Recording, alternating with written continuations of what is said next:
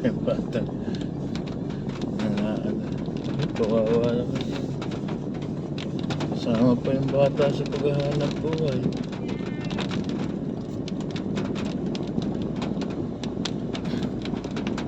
Power move.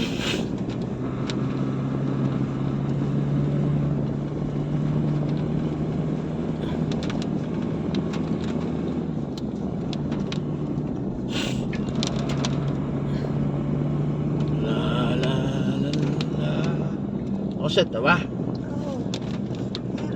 Hello mga kadila. Approaching po kami sa Old Sigsag ng Atimonan, Quezon. Ito po ay tinatawag na Bitukang Manok. Ayan. Dito po ako dumaan para makita nyo yung kaisa ng sigsag na to. Ayan, sa mga gilid-gilid maraming nanghihingi ng mga barya. Ito yun, the Old Sigsag or the Bitukang Manok. Tapos medyo madulas po ang daan dahil tuloy-tuloy po ang ulan dito sa Quezon for almost 1 month na po ito. So every year po ganyan ang ating experience sa lugar na ito dahil opposite po ito ng north pagdating sa weather condition. Sa Central Luzon po, umaaraw po doon. Dito po maulan. Ayan, marami pong namamasko din sa gilid ng parang napakasaya naman. Ayan. Stop muna ba? Stop. Ayan, stop po muna ito. Giveaway po dun sa pababang mga sasakyan. Ganun po ang arrangement dito. So bigayan po. Sino po yung nauna mag-approach pag galing sa taas, sila po yung magtutuloy-tuloy. Pwede na lang po kami. Okay, pwede na daw po kami. Yan, ito po yung siko ng siko ng Sigsag Road.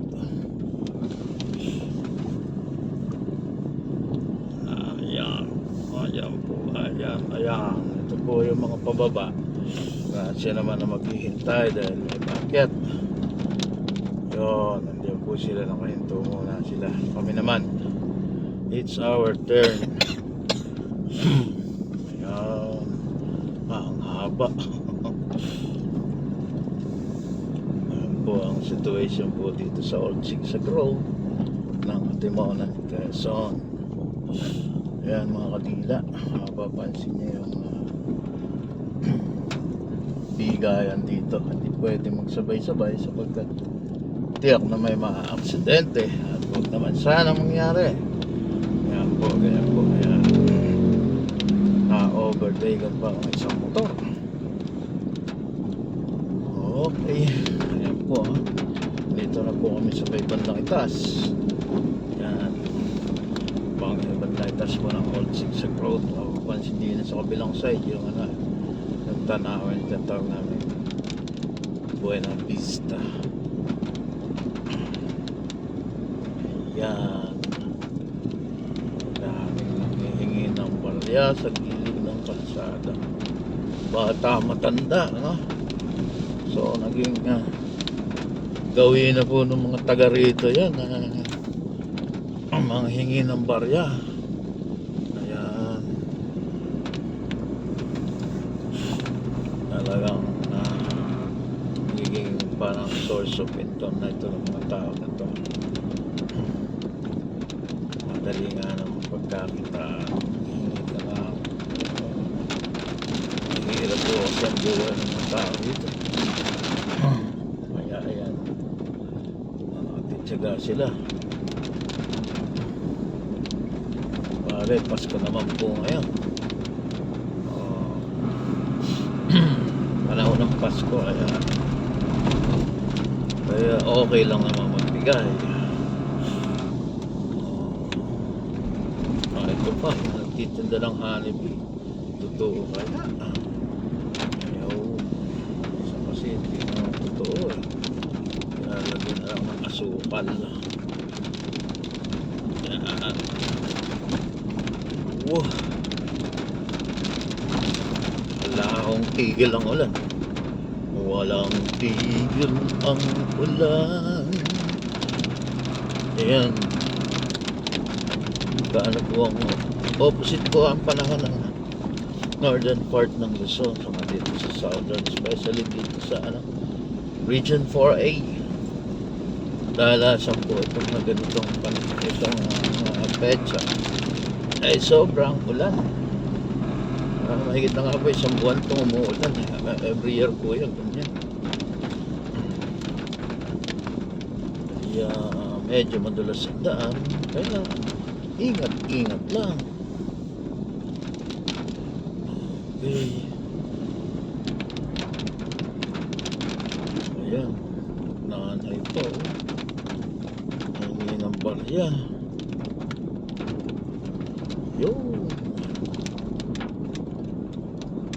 La la la la.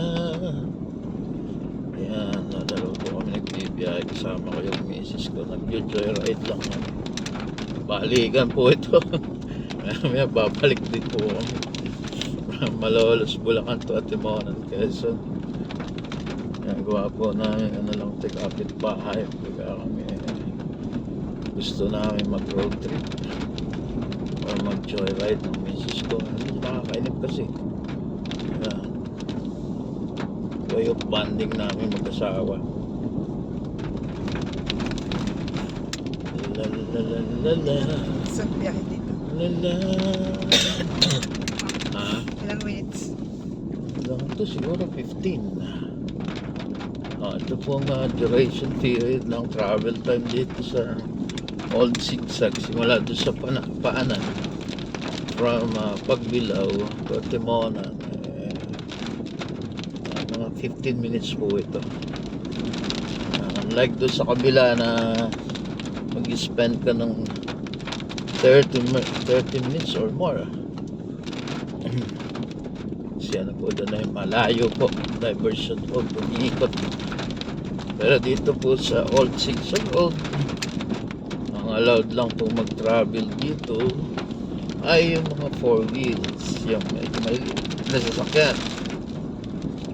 Mga truck, mga bus, hindi po siya allowed dito. Kumaminto tayo dito, mami. Hindi na. Huwag na. Yan, minto sana po kami dito sa may Zigzag Park. Zigzag Park. Yan siya din. So, medyo bako-bako lang po sila ang kalsada ngayon dahil sa sobrang ulan.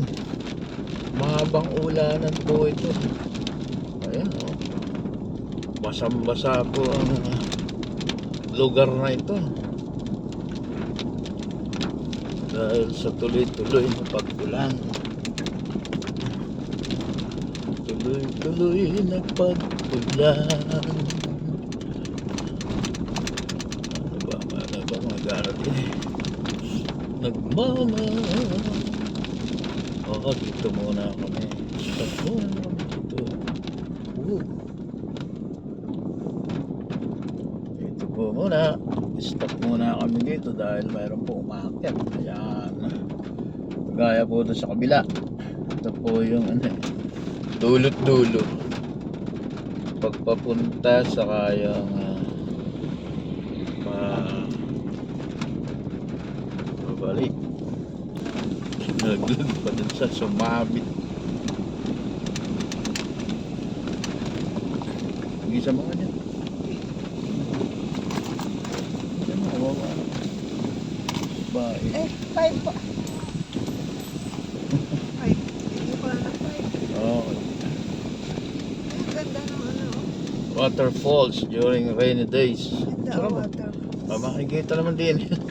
Isisave ko naman to. Ayan mga kadila.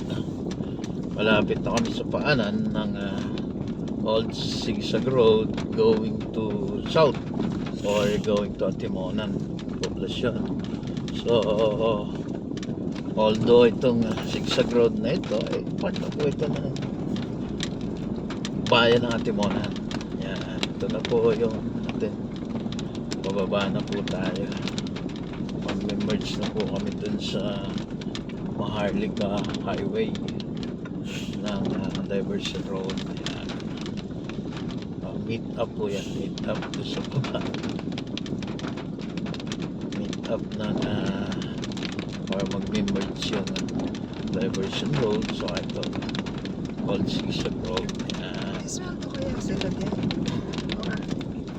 Ayan, kanta lang po ng asawa ko kung may sweldo raw itong Yung mga nagkaganyan. nagka-traffic nito dito sa Zigzag Road. Ayan po, ayan, alam ko po dyan ay mga volunteer po yan. At the same time, yung mga naghahagis ng barya, doon sila kumikita. Ayan po ang sistema dyan. Kung sana ay nagbabaka sakali sila na magkaroon ng Sa income. kwarta. Okay.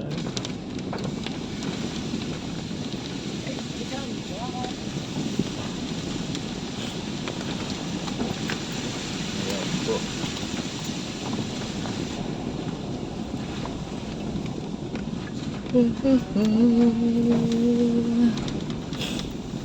Ayan, ito rin po ang lugar na ito. Ito bundok na ito. Punta namin Zigzag Road. Ito po ang source namin ng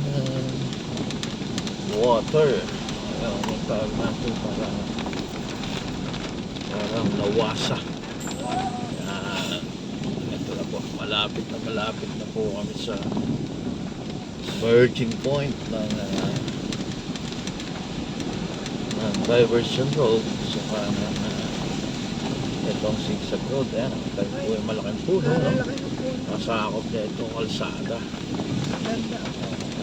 Bawal po kasi tuli ng mga puno dito dahil pinipreserve na po. Ayan, ito na po. Merging point ng Diversion Road and Old Zigzag ng Antimonan.